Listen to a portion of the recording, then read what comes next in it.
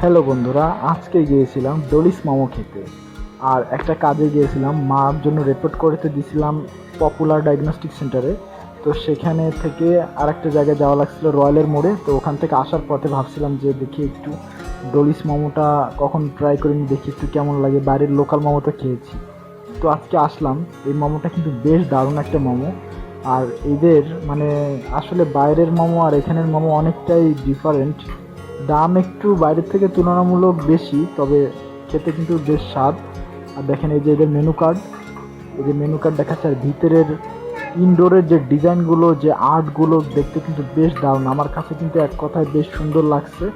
দেখেন কত সুন্দরভাবে আর্ট করা বিভিন্ন কিছু।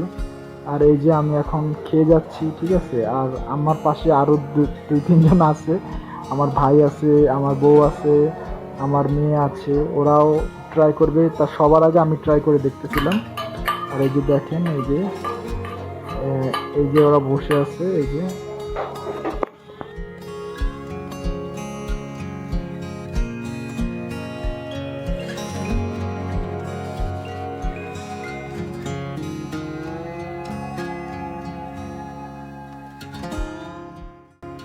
আর এই যে এখন বাসায় চলে আসছি। মার জন্য একটু সভা দিছিলাম সন্ধ্যার সময়, কারণ মা অনেক অসুস্থ। তাই কয়েকজনকে ডেকে একটু সভা প্রার্থনা দিছিলাম।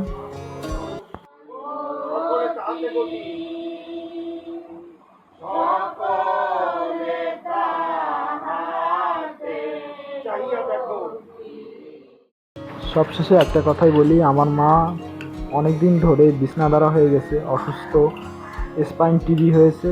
তো সবাই প্রার্থনা করবেন যেন সে তাড়াতাড়ি সুস্থ হয়ে যায়।